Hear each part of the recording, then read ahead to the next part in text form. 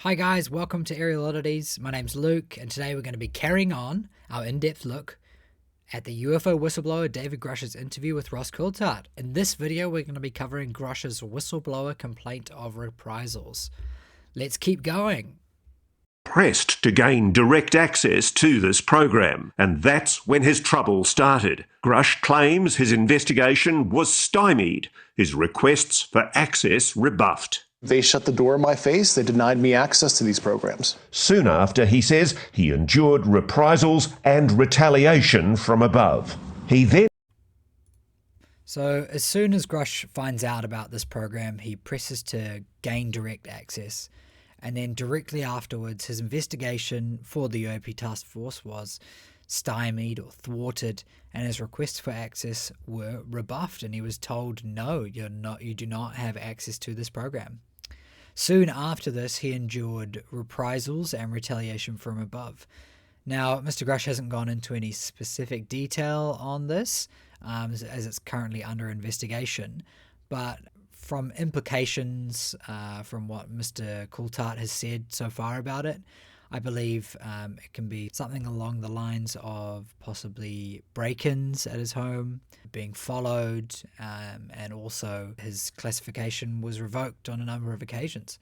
And we'll get into that in a little bit further, but you know, there was definitely some retaliation going on. All right, next clip. reported that information to the Intelligence Community Inspector General. That's why he's filed this whistleblower complaint. He says that experience is why he decided to go public here, and in a recent article written by Leslie Kane in The Debrief. So essentially these reprisals are part of the reason he's decided to go public. You know, he's worried for his family and just really wants to get to the bottom of whatever's going on. So Grusch reports these reprisals to the Intelligence Community Inspector General and files an official whistleblower complaint with the ICIG. Now, there's actually a real copy of the whistleblower complaint of reprisal on the internet, which was leaked by George Knapp and Jeremy Corbell, which we'll go through in a second. But first, we need to talk about what the Inspector General is, how it works, and why it's so important in this context.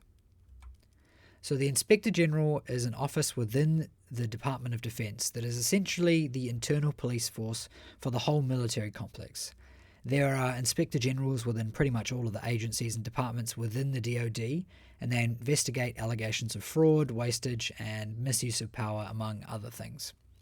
The Intelligence Community Inspector General is located within the Office of the Director of National Intelligence, or ODNI, which oversees all 17 defense agencies. Within the ODNI, the ICIG also reports primarily to the Director of National Intelligence. So the office of the ICIG is basically the internal police of the intelligence community. You know, they're the people you would go to blow the whistle on any operation within the intelligence community. I have a quote from the ICIG page on the ODNI website that describes their mission.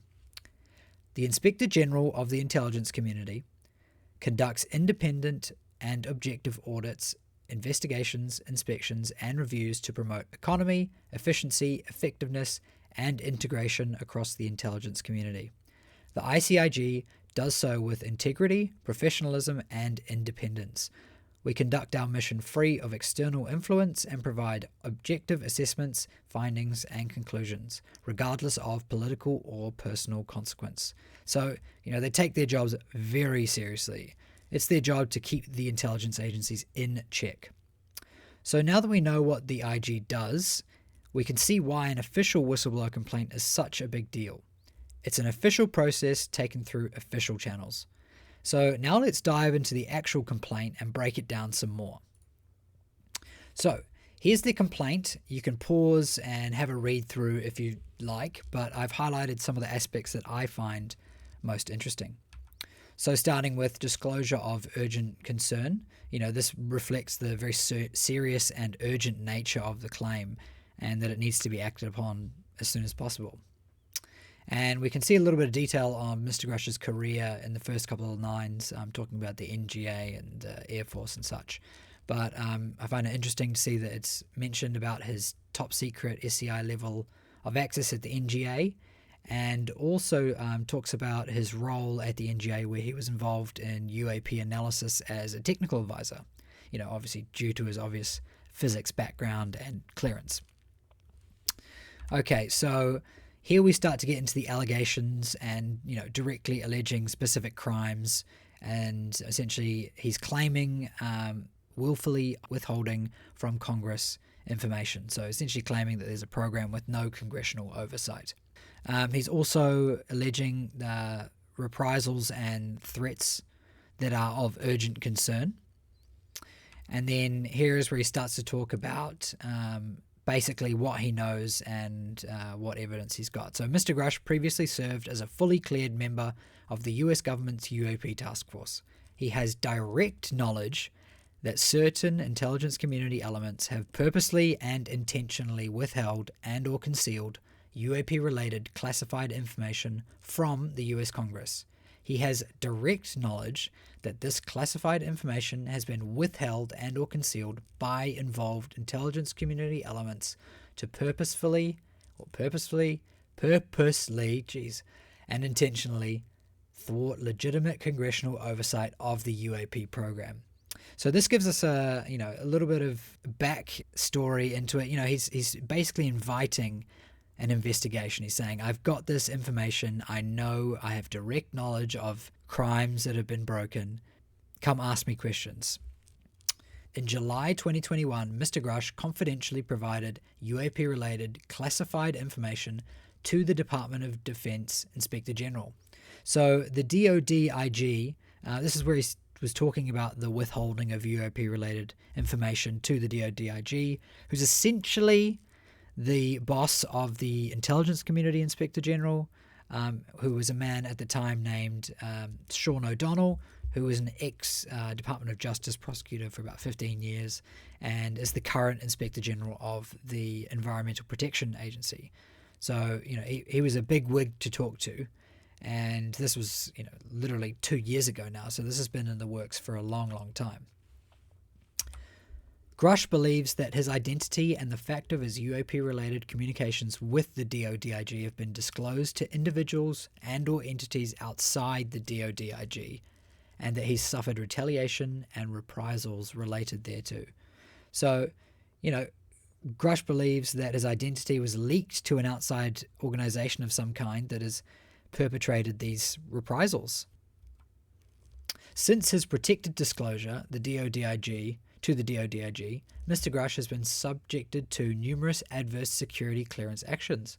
These actions have unfairly and unjustifiably impugned his integrity, character, judgment, professionalism, and mental health. So, his security clearance was being messed with. He wasn't allowed to go to certain areas. His compartmented access for numerous other intelligence community elements were mysteriously and apparently without plausible explanation cancelled, delayed, denied, and or improperly obstructed. So his security clearance was revoked and specific agencies blocked his access pretty much overnight. Mr. Grusch has reason to believe that the many issues with his access are directly correlated to his previous UAP-related protected communications with the DoD-IG. So he's saying that this is all because of his meeting in 2021 July with the Department of Defense Inspector General. So, next page. All right, on these pages we find some names and signatures that are very important. Obviously, we can see Mr. Grusch's signature on the right side of the slide, where he signed a statement that solemnly affirms, under penalty of perjury, that the contents of this complaint are true. Perjury is a felony in the US and will result in, either 5 or maybe even 7 years of prison time. For perjury, the statement must be literally false and made with an intent to deceive or mislead. Essentially, perjury is the crime for lying while under oath. And this is a very serious, clear sign that Mr. Grusch is not messing around. He wouldn't just go through a serious process like this with the risk of going to jail if there was no validity to his claims. Why risk not being able to see his family or friends for 5 years? Now, the second name is Andrew Bacage, who is the managing partner of the law firm Compass Rose Legal that you can see here. So he's a former intelligence officer for the CIA Office of the Inspector General, as well as within the Department of Defense. Back in 2020, he won an award for representing the whistleblower who leaked information on President Donald Trump's infamous call with Ukrainian President Volodymyr Zelensky back in 2019. You know, the call that led to Trump's first impeachment? That was him. According to his website, he's one of the US's leading experts on whistleblower reprisals. You know, he's a very heavyweight lawyer in this field as well. The final signature is Mr. Grusch's lawyer, Charles McCulloch III. Now let's talk about him for a second. He's a real heavyweight and has a great level of credibility. Mr. McCulloch was confirmed by the US Senate as the first Inspector General of the intelligence community back in November 2011 when it was first established, where he reported directly to the Director of National Intelligence. His jurisdiction as IG covered all activities drawing upon the national intelligence budget among the 17 elements. So essentially, if any of the agencies within the intelligence community were receiving money, that was his jurisdiction. He could go to any of them. Now, I have a quote from Andrew Bakaj from LinkedIn about Mr. McCulloch when he joined his firm back in 2018. And I think this gives some great context as to the sort of type of qualifications that he has. So, in his capacity as the Intelligence Community Inspector General, McCulloch led the Intelligence Community Inspectors General Forum, comprising of all 17 Inspector Generals that make up the intelligence community. So essentially, he ran the forum of the NGA, IG, all of these different agencies have their own IGs, and he ran that. McCulloch led the intelligence community's investigation into the events leading up to the Boston Marathon bombing, as well as the intelligence community's investigation and analysis into Hillary Clinton's emails during her tenure as Secretary of State during that scandal. Moreover, he has openly testified before Congress about the same, and as such has extensive experience in directly working with U.S. senators and members of Congress. McCulloch's background as a seasoned leader, decorated investigator, and attorney prepared him to be the intelligence community's Inspector General. Prior to his presidential appointment, he held positions with the NSA, the U.S. Department of the Treasury, and the Federal Bureau of Investigation. At the NSA, McCulloch oversaw global investigations and special inquiries into allegations of fraud, ethics violations, whistleblower reprisal matters, and allegations regarding the misuse of intelligence collection authorities. Whew, what a mouthful.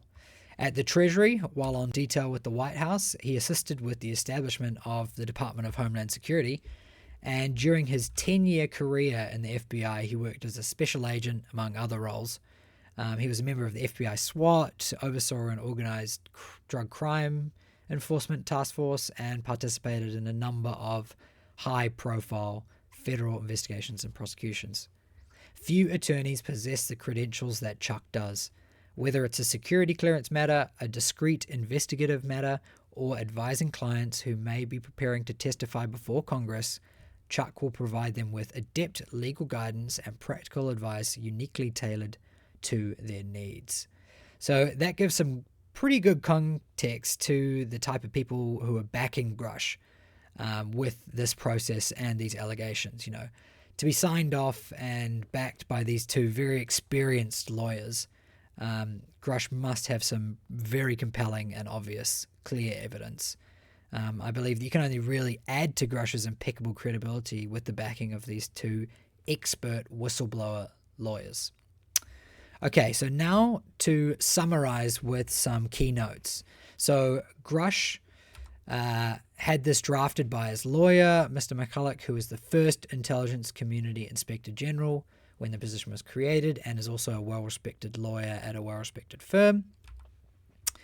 Grusch alleges the withholding of information to Congress, reprisals connected to his whistleblower disclosures to the Inspector General, and revoking of security clearances to certain special access programs run by specific intelligence agencies in retaliation.